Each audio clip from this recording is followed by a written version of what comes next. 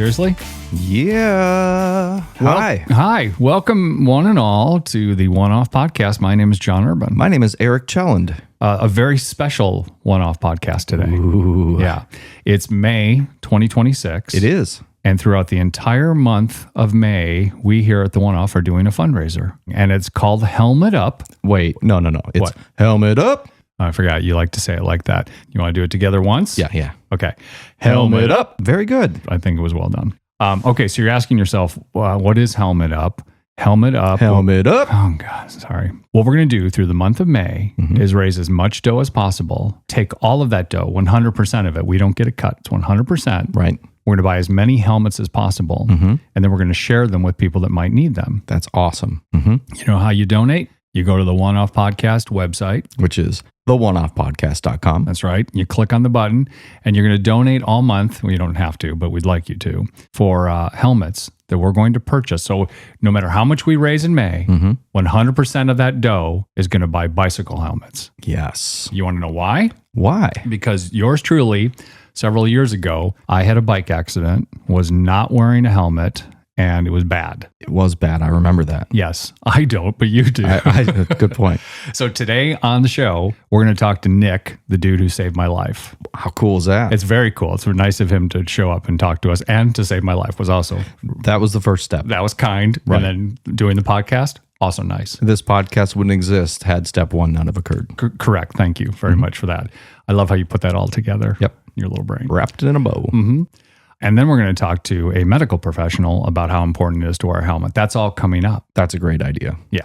So now we're based in Madison, Wisconsin. Right. And the helmets are going to go to places in Madison, Wisconsin. Right. But you can donate from anywhere in the world that you're listening to this. So Worldwide. Yeah, we have a huge listener base in Poland. I think that's true.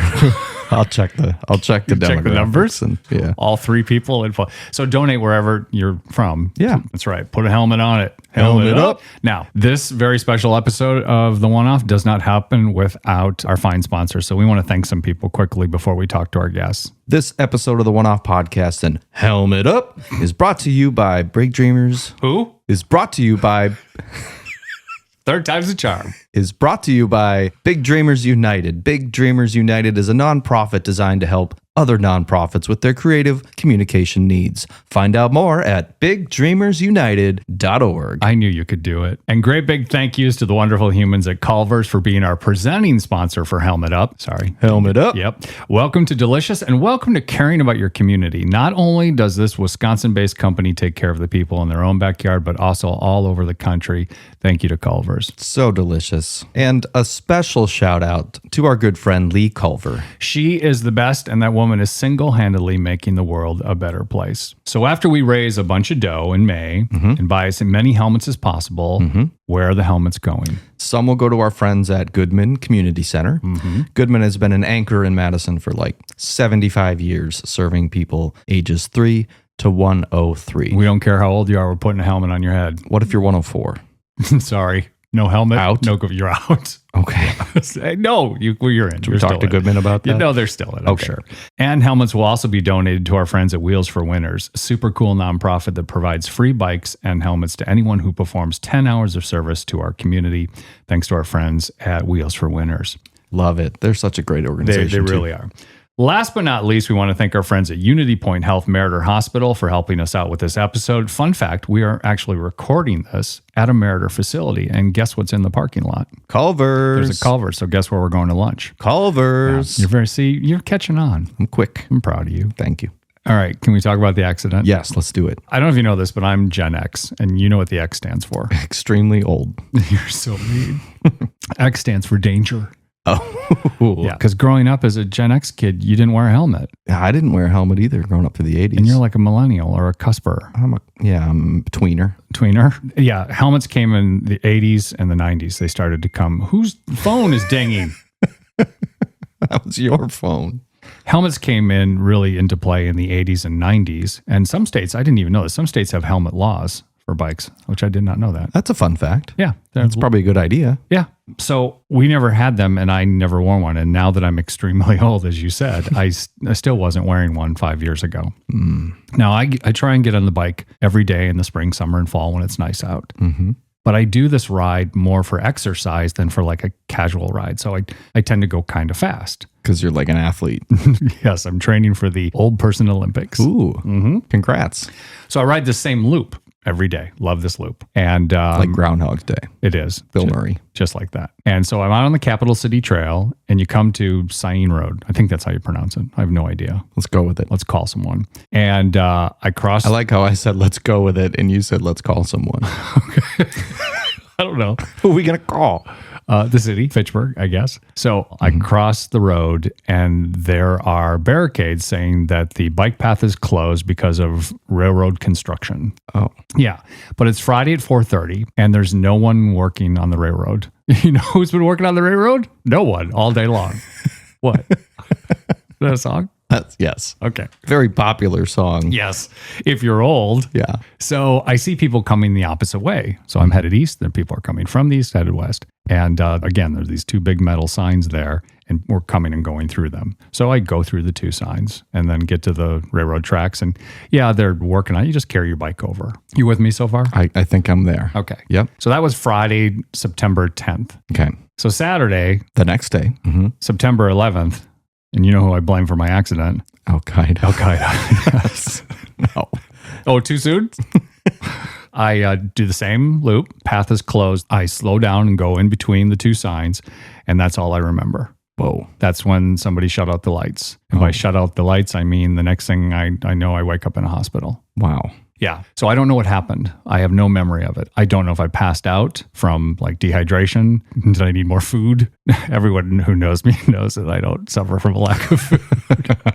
What are you not eating is the question. Get that man a sandwich. So I wake up in the hospital for like brief moments of time. Apparently they put me in an induced coma. Whoa. Yeah. That's serious. To reduce the swelling on your noggin. And I had a fractured skull. Ouch. And a brain bleed. Ouch. And not being a medical professional, I've been told those things are bad. I can confirm that. Yeah. So I was waking up for just like a few seconds here and there. One time I woke up and my doctor was there, general doctor, whatever they're called. Primary. Thanks very much. You fill in all the spots. That Blanks. You finish my Sandwiches. If you said sentences, I was going to punch you. I know. Thank you. I appreciate that. My doctor, I said, what are you doing here? He said, you cracked your head open. I'm here to check on you. And then I passed back out. Oh. I wake up again and sorry, this is a little gross, but I had thrown up on myself. And there's a nurse in the room at the end of the bed. And I said, I think I just threw up on myself. And she looks at me and she says, you sure did. With like all the enthusiasm of the world. I'm Sure like, did, Johnny. Yep. Pass back out. Oh, okay. And then the third time I woke up, I'm standing in the bathroom, going to the bathroom, and there are two very firm hands on my waist. Yeah. Yeah. Gentle. Gentle, firm hands. And Gentle yet firm. this is serious. Uh-huh. I turn and look back, and a very nice nurse is holding me.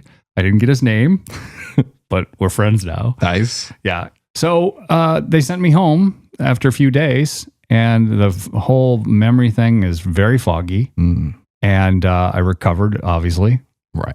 And I got the name of the guy who found me on the bike path and called 911. Uh-huh. And nobody answered. And 911. So then I added an extra one. And he called 911 and saved my life. Wow. And we talked on the phone, but I don't really remember the conversation. Oh.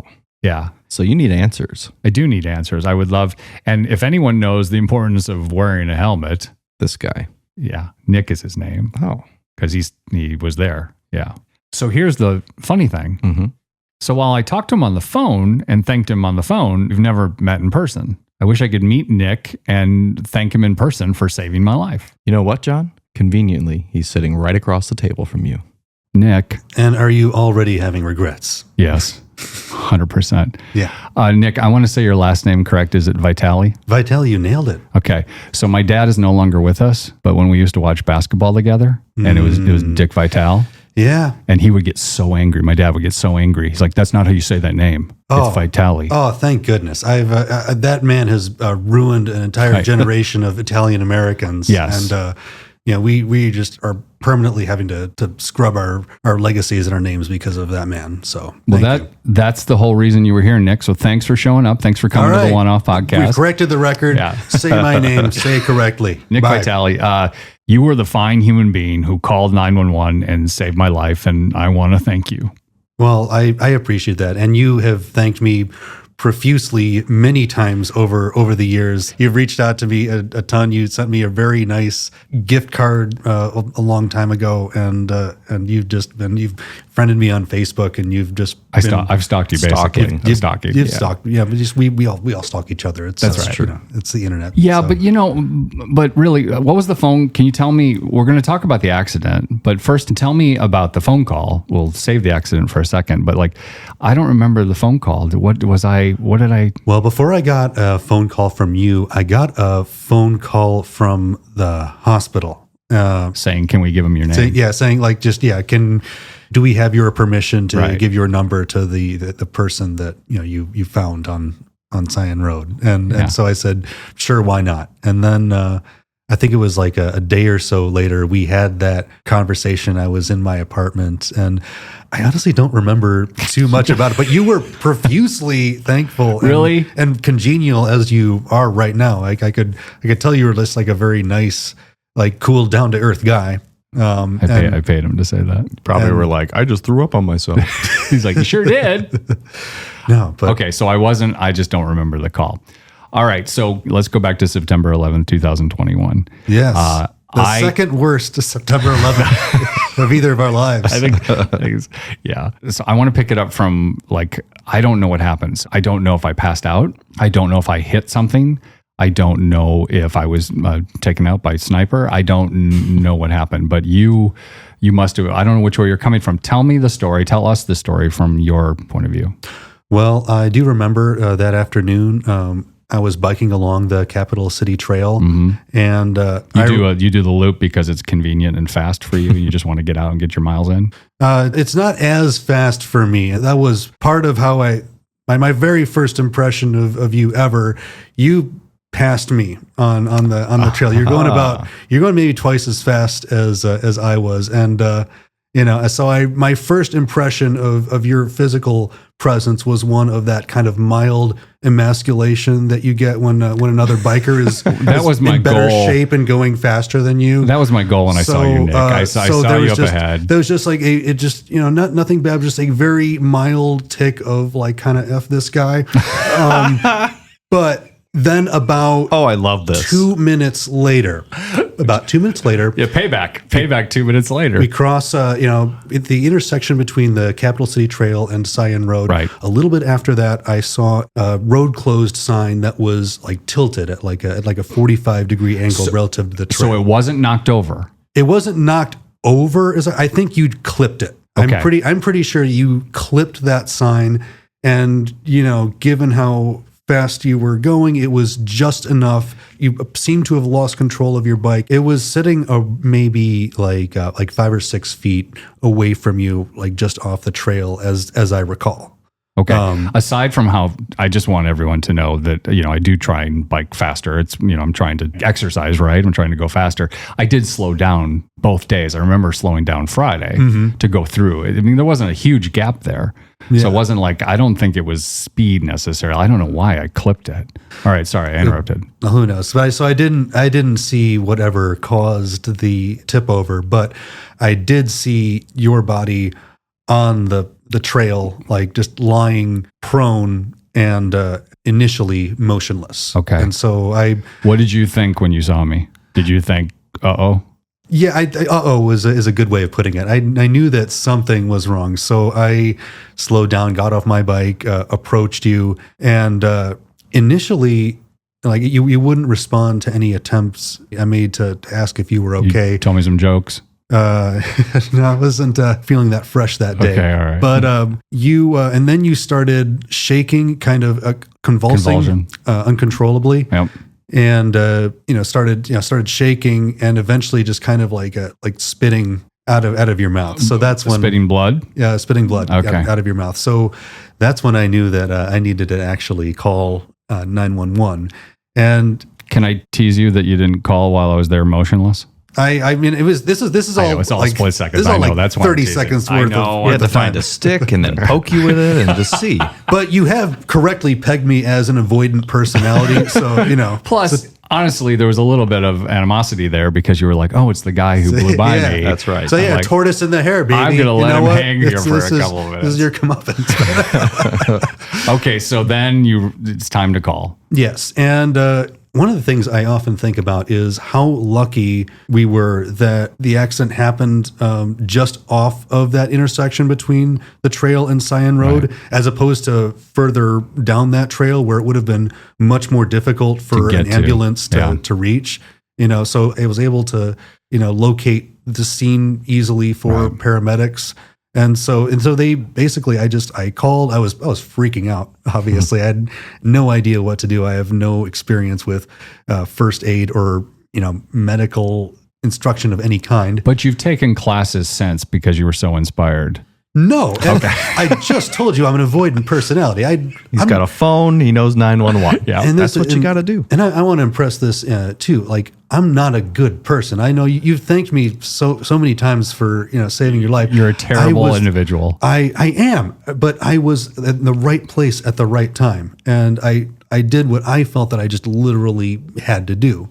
And so I called 911, told them what happened. They instructed me to turn you over to your side to try to apply pressure to the the wound. Because we should probably insert that I had a skull fracture. You did, yeah. You were bleeding very, very badly from your head, as I recall.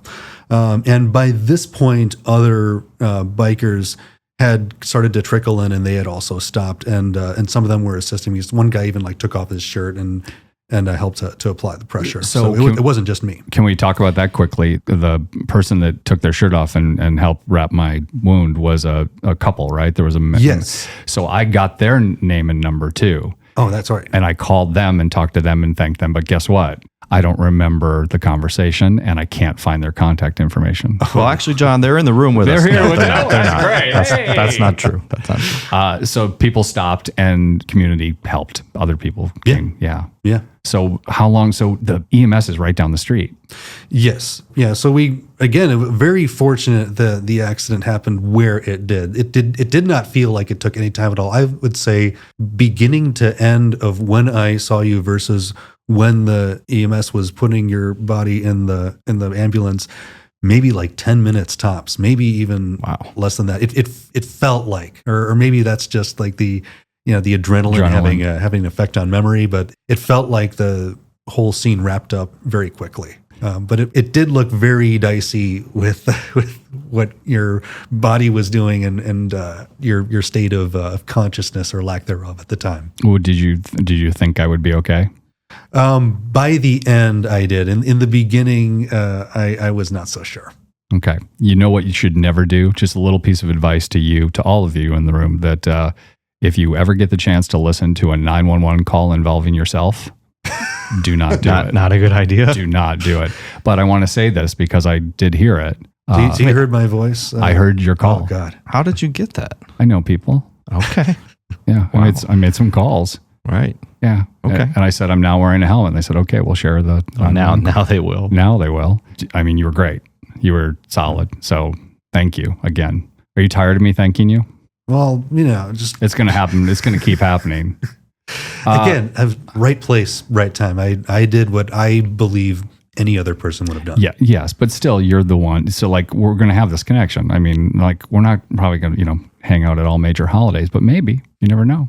Well, helps that you're actually a cool guy and a Cubs fan. Well, wow. So, a Cubs fan. That did it too. Yeah. So, you are a Cubs fan, right? Yes. That's why you called 911. That's why I'm happy that I called 911. Yeah. All right. So why were you out biking?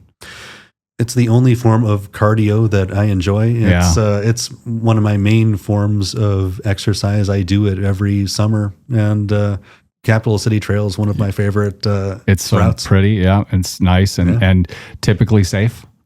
Normally safe.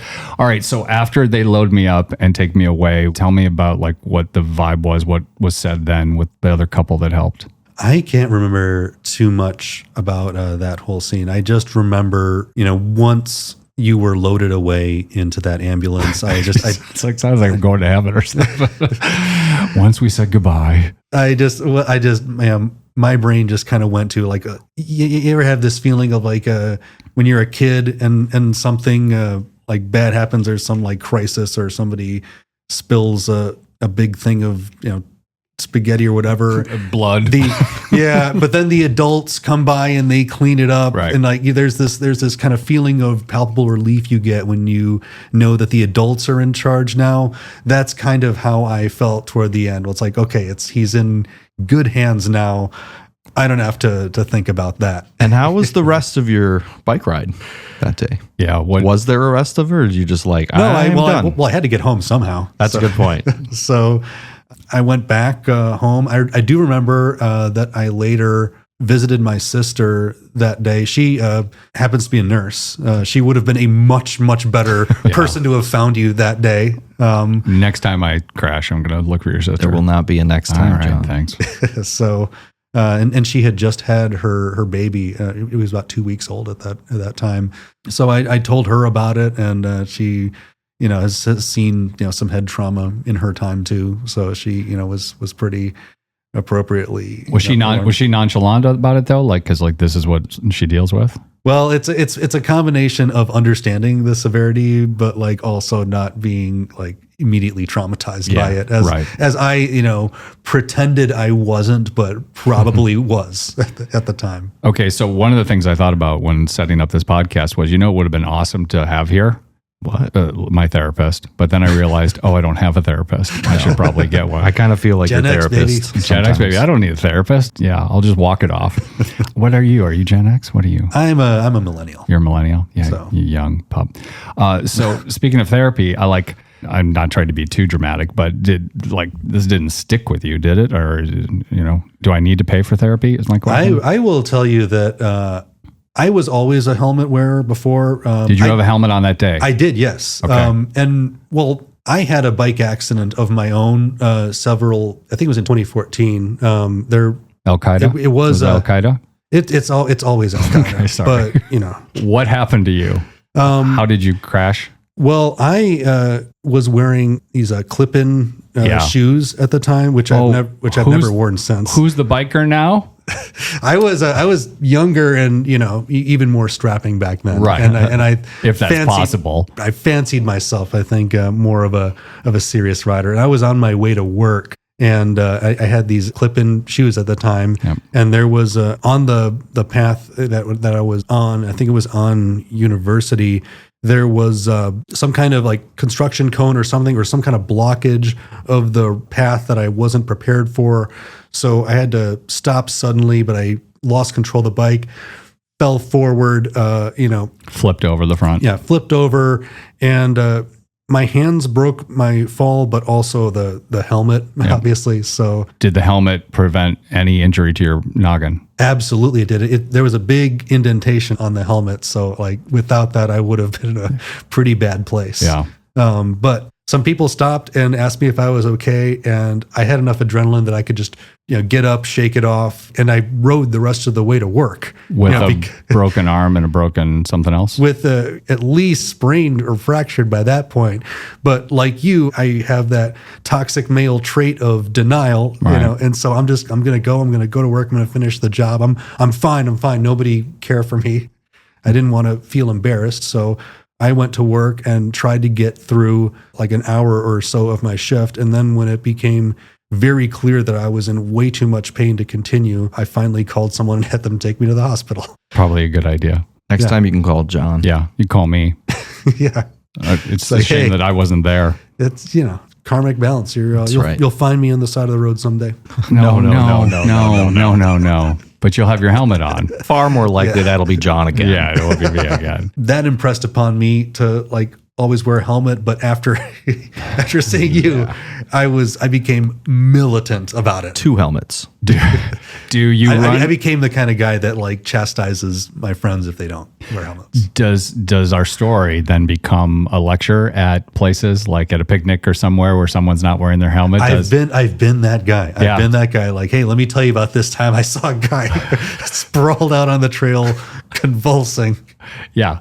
So, okay. So it did. So, but it's not been a bad, like you're not waking up in the middle of the night and stuff. No. And especially because it ended with you reaching out to me and, being such a nice and supportive and friendly guy. Like that's mostly guilt. It's not, I'm not that nice. It's guilt because. You got nothing to feel guilty for. Well, no, I kind of do. And here's where I think my therapist should be here. I called you. I don't remember the call. And then I said we were going to get together, and I never followed up on it. And one of the things I think happened is that I was embarrassed by the accident. Mm-hmm. And then once 2 weeks later, I was back to work, right? And I was behind on everything. And I went, okay, once I get caught up on all my work, I'll reach out to Nick. And then it's like the thing after a birthday or a holiday where you don't call someone for too long, and now you're like, no, I can't get them 5 years later, right? I completely understand. I would have liked to have hung out with you, but I completely understand that position too, because I've been through traumatic events in my life that people have helped me through when they didn't necessarily have to, and they've taken time and sometimes money out of their lives, and I could have done more to thank them, and I just spaced because life is life, so I completely get it. It got busy, and then I was like, I should do it. And so then we had to start a podcast just to get Nick here so I could hug him and say thank you in person. That's it. Yeah. So I did, this is funny. I don't know if it's funny to anyone else. I probably shouldn't preface it that way, but I sent you a gift certificate to go to dinner. I did, yes. And I was like, what do you get someone who saves your life? What gift do you give them? I sent you to dinner, I think, at Tornado Steakhouse. Yes. Thank you for saving my life. You're welcome. But also, I did what anybody would have done. A White Sox fan would have left me there. A Cardinals fan would have definitely left me there. All right, I want to learn about you, because now that we're going to be best friends and hang out on holidays. All right. You also have a podcast. I do. I have a podcast called Polishing Turds. And Polishing Turds is about? It is about bad music. So we take bands that people, or more accurately, people on the internet, people of my generation have always hated or have been kind of taught to hate by society. Right. We're talking the Nickelbacks, the Vanilla Ices, the Black Eyed Peas, Limp Bizkit, and we just try to tell their stories and tell them as fully and accurately and honestly as possible, and listen to all the music and tell everybody what we actually think of them. And oftentimes it is just a very wild and surprising and typically hilarious journey. I haven't listened to every episode because you have quite a few. We do, yes. Yes, but I've noticed that on some of the episodes, you go deep for numerous episodes. How are you doing 3 episodes on? But it's the whole band, not just one song. Oh no, it's always the whole band. Yeah, typically. So we go deep because there's just a lot of information, and when I get immersed into something, I can't stop, and I feel like I have to tell every detail and show every side to an artist, so like sometimes we're talking about these underground mixtapes that Kid Rock made in 1994 when he was between labels, and he's doing songs about why they shouldn't rename East Detroit to like something else, like but it's actually quite relevant in the history of the development of Kid Rock's personal politics, which I could probably do a whole podcast episode about, but nobody in their right mind would listen. But yes, this is a rabbit hole of a podcast. Do you change people's minds? Sometimes we have. I can't cite specific examples, but people have told me that oh my gosh, I didn't realize Chumbawamba was such an interesting band. How many episodes did you do on Chumbawamba? We did 4 or 5, I think. And these are over an hour? They're over an hour apiece, yes. So when John told me about this podcast that you did, I went and looked it up, and I looked through a lot of those, obviously Limp Bizkit, like a lot of those bands. Mm-hmm. But the one that jumped out to me, probably because it was personal, was Milli Vanilli. Yeah, because that's one of my favorites. The first, that's been a few years, I think, when that one came out, but that was the first one I just gravitated to, because it was the first cassette tape that I ever bought. The Girl You Know It's True, A-side, Blame It on the Rain, B-side, cassette tape single. And I was at first thinking, I thought I knew their story, right? Like, we knew what the Girl You Know It's, Girl You Know It's. Obviously they were lip syncing, and they got caught. And it's actually super tragic. And I thought your episodes, that was a 2-parter, I think, were fantastic because it shed a lot more light on what went on in the making of before it even got to the band. And I was a little taken aback because I was like, I thought these songs were great when I listened to them. And then when I heard them again, because I literally haven't ever gone back to listen to them, I was like, these are not great songs, but it was still a fascinating story. Yeah, they were a classic tale of like, I think I was a little too young to like actually have been involved with being a fan of their music. Yeah. But I remember like I grew up watching a lot of like reruns of VH1 behind the music and countdown of top 20 most shocking moments or whatever. That'd be up there. And we, I kind of secondhand learned about that story, about these, supposed like frauds who, cheated the entire music industry in the world.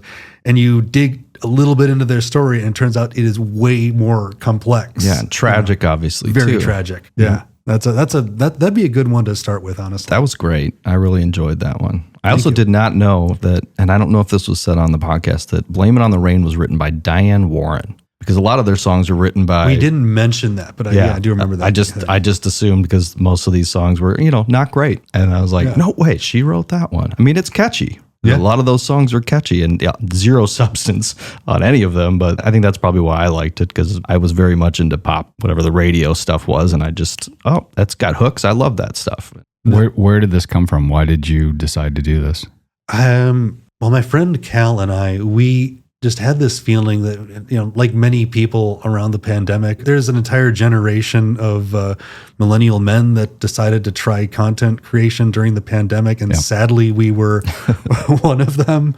But we waited to do a podcast until we were sure they were going to catch on. Well, we were the last ones. We were the last ones. Everyone else It's always good to hop on a medium when people are starting to pilfer off of it and it's becoming passe. When Mark Maron quit, we thought opening. There you go. Yeah. Yep. All right, so that's how it started. The original concept was to do a show about one-hit wonders, where we just dive into the entire discography of that band. And so the first episode we ever did was Baha Men's Who Let the Dogs Out, which is an equally amazing story. What I lucked into. I didn't know anything about it before I started researching it, but that turned out to be an absolutely phenomenal story. But the concept kind of evolved over time into just talking about bad music in general. And as we've kind of toyed with the brand and the identity of the project over time, it's become kind of even more about just like bad things in general,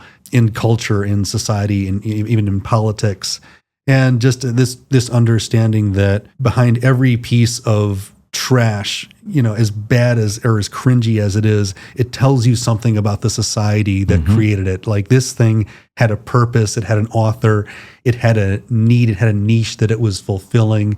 And more often than not, its creator had a very sincere vision. And I think no matter how terrible something is, it's worth understanding what that vision was. And it was relevant to a lot of people, or we would not have known about Who Let the Dogs Out, because tons of people listened to that song. It was everywhere. Yeah. And, but what it became, as this kind of like sports anthem for, for like white, suburban people at NFL games, started out as a niche Caribbean dance tune with an actual feminist lyric. Believe it or not. Who knew? Yeah. So go check out that tune episode. In. Yeah. Did your Finding Me on the Bike Path ever come into your podcast, or did you keep bad music and bike accidents separate? That's a good question. I can't remember if I ever mentioned that incident or not. Probably not. It's not all about you, because John. it's not the funniest story. Oh, it's hilarious. Do you listen to music when you ride? Sometimes, yeah. Sometimes I'll listen to podcasts, or sometimes I'll listen to music, but I actually am trying not to so much these days, because I feel like I need to I'm one of those people who needs to always be consuming something. So I feel like I need to give my head more space sometimes. So sometimes I feel like I need to force myself to just sit with myself and think for a little bit, I think I already know the answer to this question, because you probably would have mentioned it, but have we seen each other on the bike path since? Probably not. Yeah. Well, you wouldn't recognize me because I have a helmet on now. But as you're blowing by him, I wasn't going that fast. You were going faster than I was. You for were sure. you were I'm riding. I'm in decent shape. Dude, I'm old. I wasn't going that fast. So I don't know. Maybe it was downhill. it was downhill. Yeah. I have a motor on my bike. So no, I don't.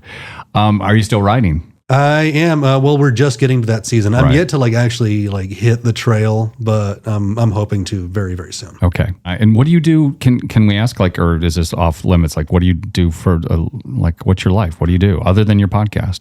Other than my podcast. Well, I also we also manage a Polishing Turds YouTube channel. I'm actually posting more on that these days. I do an occasional travel blog called Ghost on the Highway that I only update every few years when I get a chance to do a big road trip. And I've written a couple of screenplays that have been in a couple of film festivals. But my only actual halfway decent contribution to society is I'm an assistant manager at a Quick Trip. Okay, we love Quick Trip. We were just having the conversation before we started, before you got here, that I have friends who go dinner dates to Quick Trip.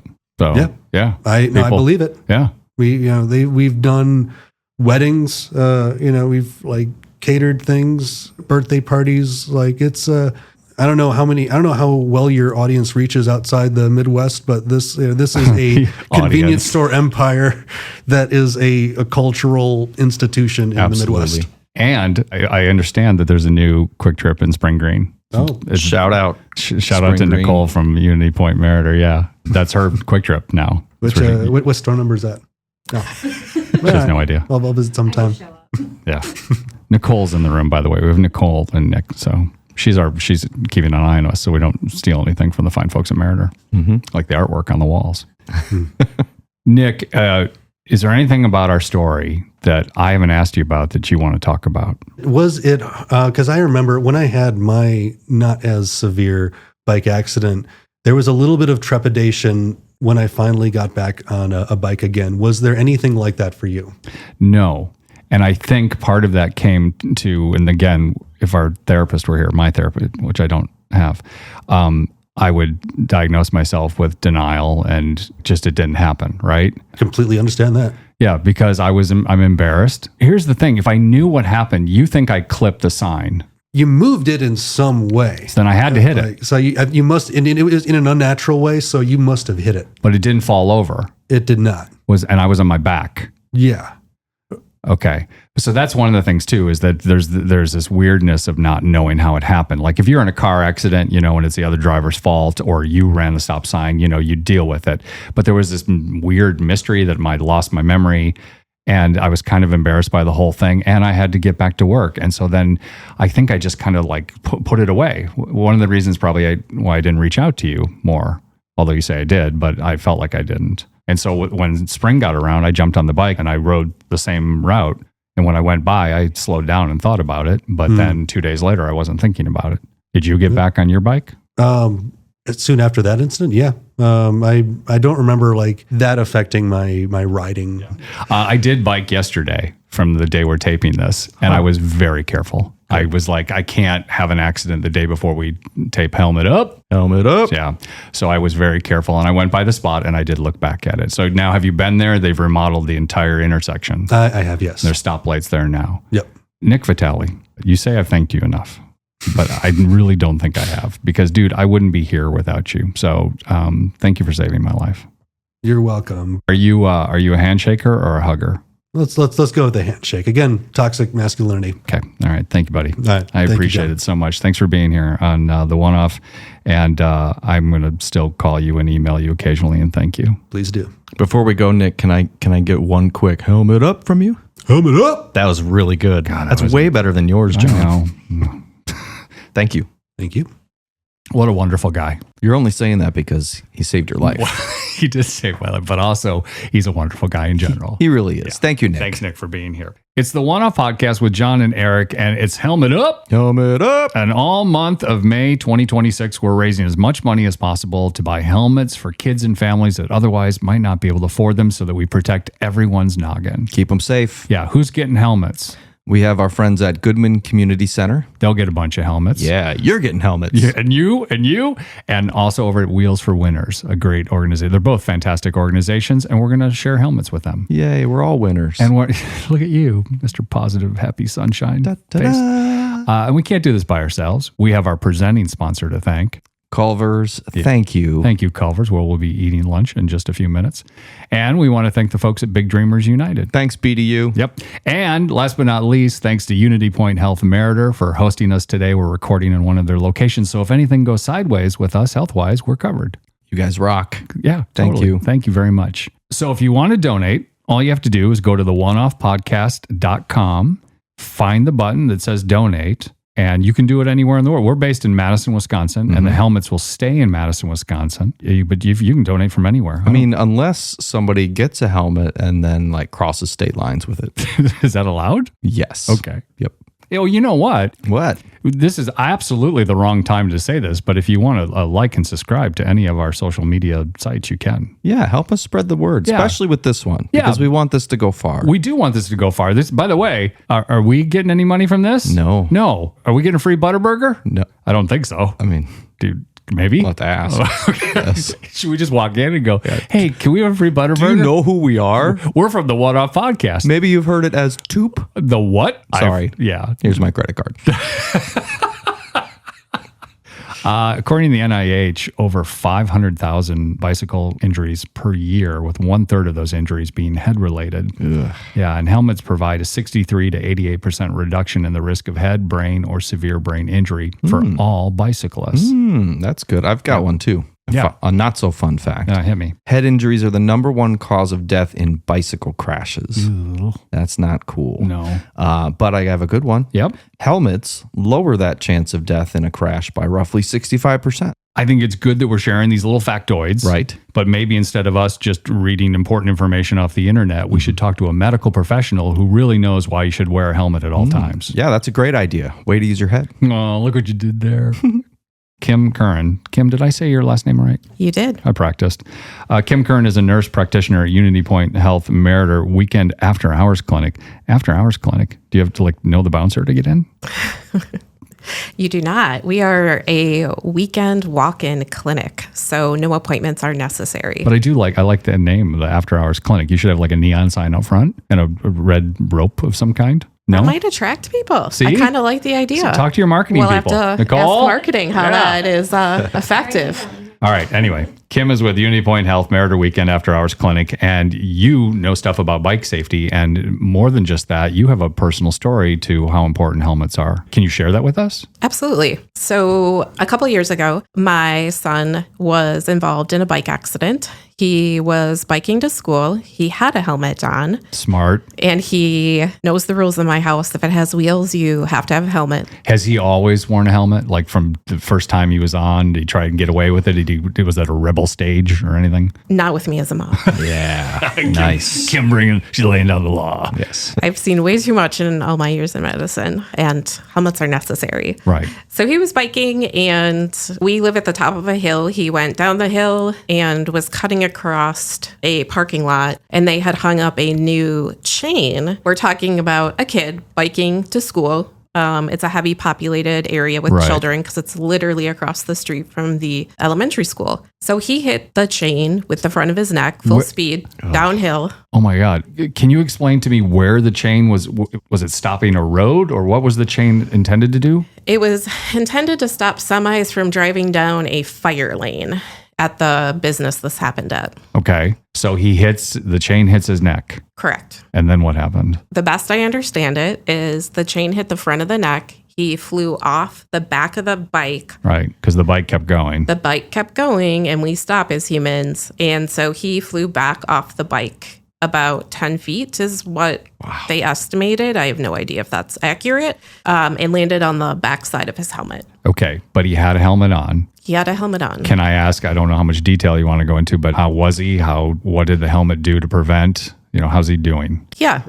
So again, this was a couple of years ago. He's doing great today. was super proud of him when he got back on a bike, even though that was probably pretty scary for him at his age. And we ended up in the American Family Children's Emergency Department for the full day. Had a pretty nasty concussion, but multiple staff there let him know what a great job he did to have a helmet on, and how without the helmet, we probably would have been in brain surgery based on the helmet was cracked on the backside in 2 places. That's how hard of a knock the helmet hit. Right. So potentially saving his life. Correct. Yeah.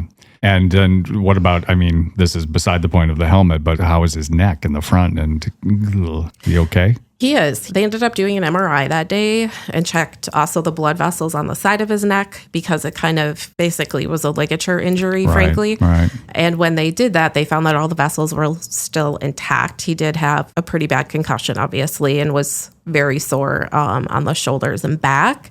We ended up doing some physical therapy, obviously took some time away from his extracurricular activities, which is karate, because we really needed his brain to rest. And again, after my accident, I read that with head trauma, was it TBI, TMI? You're the nurse practitioner. Yeah, TBI traumatic is right. brain injury, TBI. Yep, there you go. Traumatic brain injury. I'm still recovering. B's for brain. Thanks. Yeah. What's the M stand for? I don't know. You were putting that in there. Okay. I have no idea. Mashed potatoes. After yours. Yep. Yeah. That 20% of people with head injuries have long-term effects, but he's okay. I seem to be okay. Go ahead. I'll wait for you. Go ahead. Go in there. It's too easy. I seem to be okay. It did take me a year or two probably to feel back to normal. But you say he's doing okay. He's doing okay. He did have some issues with headaches that we ended up seeing a specialist for. And she was able to use some different modalities to help get us over the hump of the chronic headaches he was experiencing after the bike accident. And those were related to the neck injury. And you said he's back on the bike. He is. And he never leaves the house without that helmet. That is correct. And is that all just on his own too? Not just fear of you? So after his accident, he also insisted that we have an extra helmet in our garage in case one of his friends does not have a helmet and they are at our house. So yes, he 100% always has a helmet on. You know what he's doing, Erik? What's he doing? He's helmet up. So you work in the medical profession. You know how important helmets are. Can you tell anyone who's listening who doesn't wear a helmet, like I used to not wear a helmet, can you convince people, encourage them to wear a helmet? I can try. All right. You've got facts. Did you show up with facts, Kim? I do have facts. Tell me. So I want to say first, the NIH is a great website to review, also the CDC. And helmets save our brains. By wearing a helmet, it is about 50 to 60% less that you will have a TBI, a traumatic brain injury. Thank you for the smart jargon. Yeah, absolutely. Yeah. I'm also bad with acronyms in general. One of the parts about wearing a helmet is making sure to get the highest percentage possible of it saving your life and avoiding a really bad brain injury is making sure that it fits properly. Right. Nothing is worse than thinking you're doing the right thing, but really you have no idea how to wear it. Mm-hmm. You know, lots of times, for example, you're driving down the street, you see a kid with a bike helmet on and it's hanging off their chin by like 3-4 inches.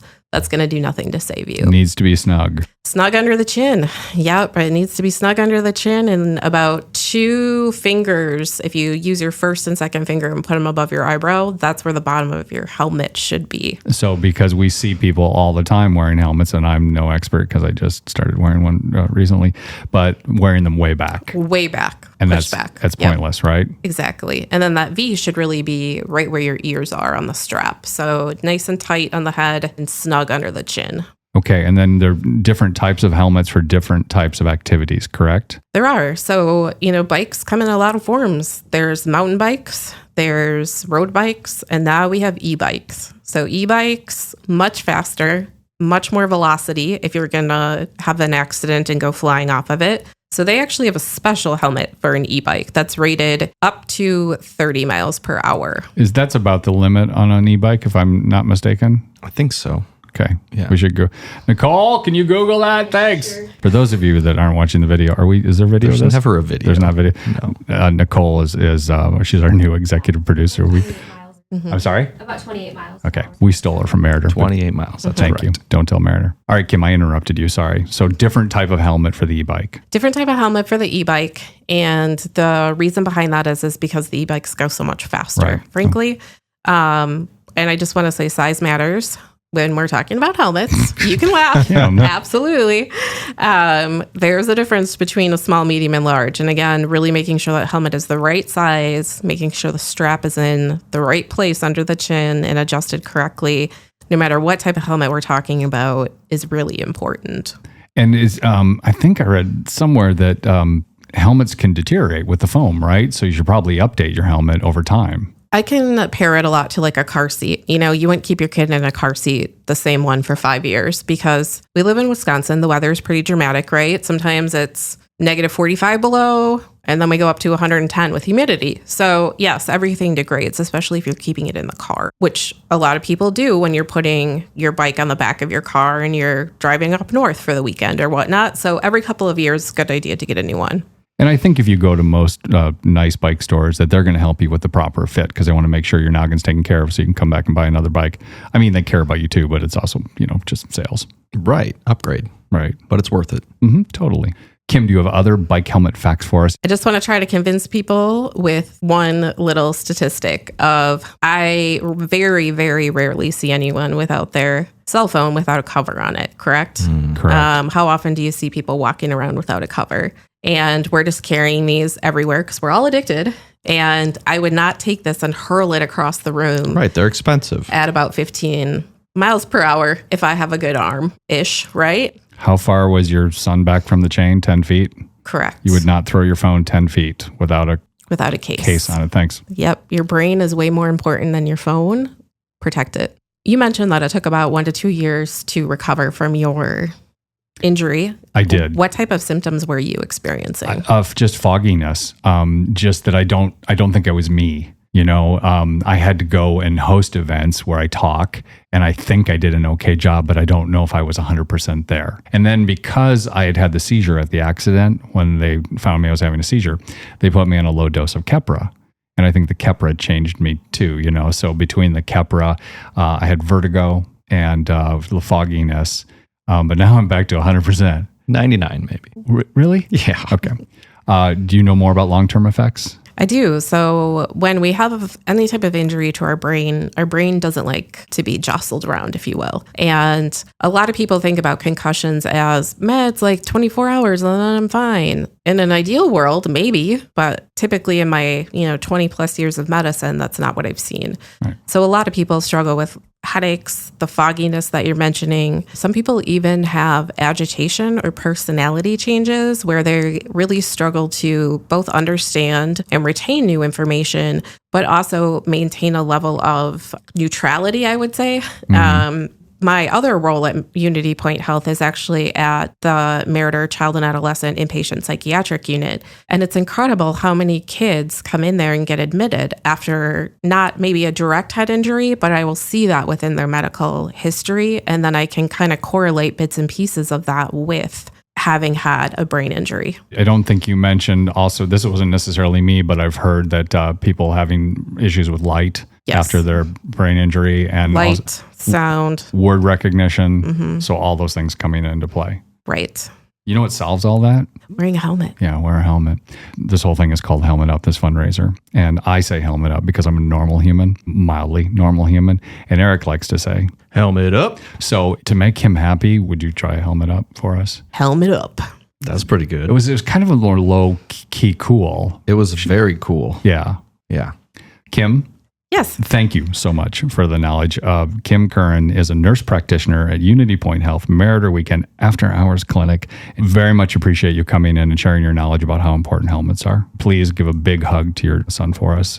Thank you. And tell him we're really happy he had a helmet on and he's smarter than some of the people in this room. You're looking at yourself, right? I am. I'm looking at myself in the mirror. Mm-hmm. But guess who always wears a helmet now? That guy. Yes. Yeah. You. John, for the listeners who aren't watching the video. Thank you, Kim. You're welcome. Have a great day. Our thanks to Kim for stopping by and being on the one-off today. Yes, thank you, Kim. And thank you, Nick. Yeah, thank you. They're both fantastic people for helping out with the one-off. And helmet up. And you missed it. And we can't do this by ourselves. Do we do this by ourselves? No. No, we've got help. We want to thank our presenting sponsor, Culver's. Thank you to Culver's for helping us out with this episode. And thank you to Big Dreamers United. And last but not least, thank you to UnityPoint Health Meriter. We are recording in one of their fine facilities, and thank you so much for helping us out. Oh, and a little reminder, at the end of May, we'll come back with a one-off spinoff, just a shorty. A one-off spin-off? I'm not doing that. No. And we'll let you all know how much we raised and how many helmets went out. Yes. Yeah, so stay tuned for that. Mark your calendar. Put a reminder on your phone, kids. All right, 2 things left to do. Go to our website, theoneoffpodcast.com. Click on that donate. Smash that donate button. That's what the kids say. Yep. That's one. Number 2, you want to make sure you helmet up.